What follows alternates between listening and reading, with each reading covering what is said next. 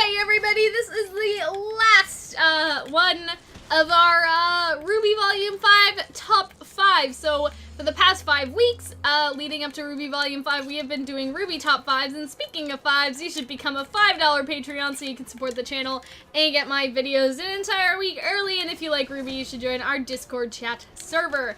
So today, Hunter and I are going to go over my list for the top 5 characters that we want to see in Volume 5. You want to see in Volume 5? Well, you're going to want to see some of them too, so don't worry about it. So I kind of hinted at this during my plot video, I guess, because I did mention one character that kind of overlaps here, but other than that, this is totally different. You guys won't know about this. And so I picked these characters because it's up in the air with them. It's not like, oh, you know, I don't know, I want to see Blake because we don't know if Blake's coming back. Like, Blake's coming back. Like, everyone chill. You know what I mean? And so for me, these are more like characters where they're kind of, we don't know yet. Up in the air. At number 5, I have Glinda, Good Witch. This may be because of Hunter. I feel like Hunter has made Glinda grow on me. So this is because Glinda's past voice actress doesn't seem to be willing to work with RT anymore. So I'd like to see her brought back with a new voice actress. That's why this one's kind of up in the air, because we don't really know what they're doing with that. So I'd like to see a new voice actress be given to her so they can bring her back. I think that her relationship with Austin inside of Oscar would be super interesting. And I still want to see how she interacts or reacts to Salem because of things like Wicked and how Glinda and Elphaba interact in Wicked, and so I want to see if any of that will make it into RWBY. And I know that Glinda got kind of left behind last season because of the voice actress issues, and she hasn't been in Chibi, probably also because of the voice actress issues. We did see her, didn't we, though? We just didn't hear any lines from her, and the teacher... No, we didn't see her, remember? Because in the teacher's thing where Weiss was holding up the sign on their side, people thought that that was originally supposed to be Glinda. Right. Instead, it was Weiss on that side. Or that, there was... No, not that. There was a front shadow character. And it was weird because they were kind of in front of, like, Weiss or Ubleck or something, and people were saying that was supposed to be the Glinda model. And then they took her out, and that's why there's a front shadow person for some reason, that they just made it a shadow person instead of deleting it, and it looked really out of place. That's what I remember anyway. So, at number 4, I have Velvet. So, Team Coffee is pretty badass, and Velvet is the one that could help out Team RWBY most, and, is also probably the closest with them as far as, like, side characters go, out of the Beacon ones anyway, because obviously, no, I guess Sun isn't really close with the rest of the RWBY team, though. At least Velvet is close with, like, RWBY and, like, some of the other ones. And so, Velvet's weapon is also very useful, and it would be good for her to be able to be with the main group and take pictures of powerful weapons, such as Adam's sword. And I think that she has a lot of untapped potential, like, as a character, and, like, not just as a character, but as a person. And I know you guys find it kind of weird when I talk about characters like they're actual human beings and stuff, but as a person, like, she could be so strong and powerful, and she just needs, like, screen time to help her get there. Like, I talked about this before, but replacing Velvet with Sun would probably be a good decision on RWBY's part, but that's not... would have been. That ship has kind of sailed. Could still be. And it landed in Menagerie. Anyway, and yeah, Velvet's also, like, from Menagerie, so instead of Sun having to follow her home, Velvet could have just, you know, went home like a normal person and been like, oh, hey, Blake, you're here too. Let's team up. But anyway, that is another video for another day. I don't want to get into that right now. But yes, it's a very interesting topic, Velvet replacing Sun, or Velvet and Sun merging as a character, etc, etc, etc. So hopefully one day I can get to that, but for now, Hunter, the dust thing is over behind you, For a so second, I thought I had to push it. No. Anyway, and so I would like to see Velvet come back and play a bigger role in the series, especially if you guys watch my plot video, I want some side characters to be killed off, and that can make room for Velvet. Anyways, for number 3, I have Raven, and it's kind of up in the air whether Raven will actually be important to the current plot or not. She was in Volume 4 last time, but I don't really see a place for her in the ongoing of current events, just because Raven doesn't seem that willing to help out on the good side or the evil side. She's kind of a faction of her own at the moment.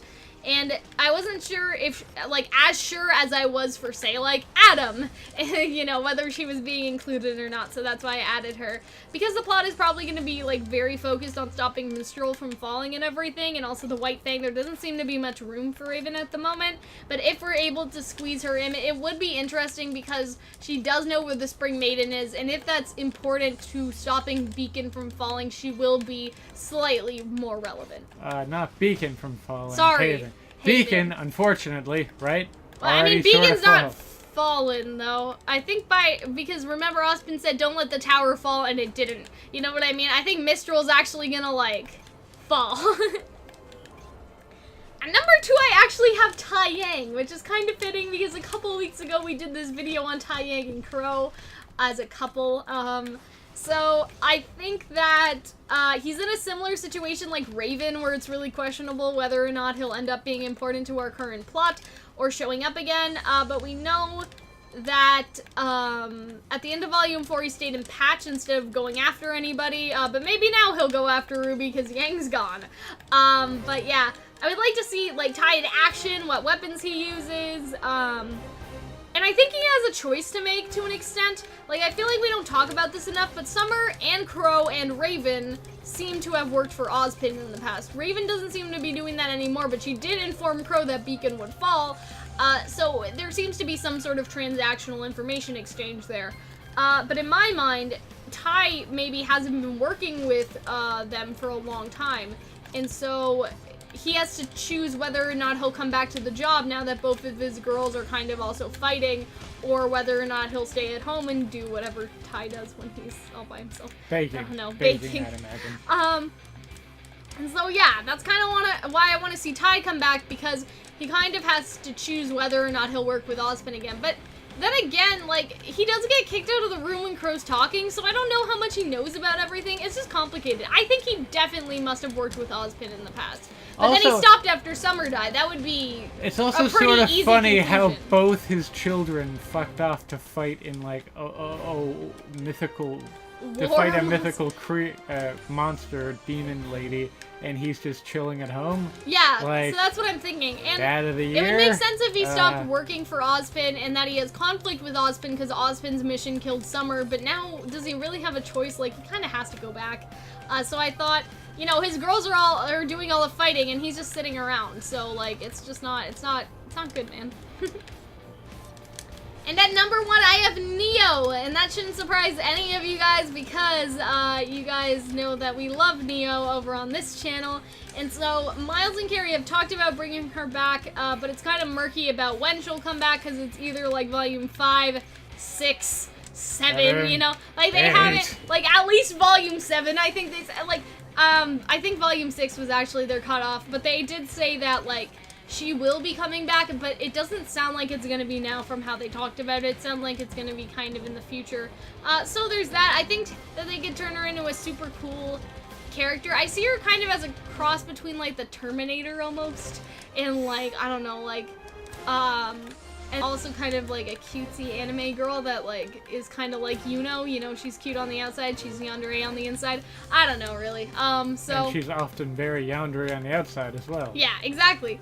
And so I would like to see Neo. She's a fan favorite. Her personality isn't really set in stone, so they could do whatever they want with her, and they can mold her into a super cool character, and that's super interesting for me. So, Hunter, anything to say? I like the list. I totally forgot about having Velvet. I totally forgot about Tai Yang. You just forgot about Tai. Just slipped in my mind. Who would you have instead of Tai, then? I don't know. I would like to see more of Crow. I know we're probably going to see more of Crow. Yeah, that's what I'm saying, is that I picked characters that I wasn't sure about. But not... Yeah, it's... Yeah, characters you're not sure about. Neo, obviously, was... I was like, she's going to say Neo. Wait, just Neo's coming next. I knew that was coming. I really liked seeing Port and Oobleck show up again. They would be interesting. But since they showed up again, I figured they'd exist. Villains, always fun. Mm-hmm. Yeah. Well, villains, all of them are kind of front center now, so we don't really need to worry about them. But anyway, you guys should tell me how you liked our RWBY Top 5 fives, I guess. And if you enjoyed this list, you should become a $5 Patreon and get this video early, or join our Discord server to come chat with us about RWBY. And so I hope that you guys enjoyed this. We can't wait for RWBY Volume 5.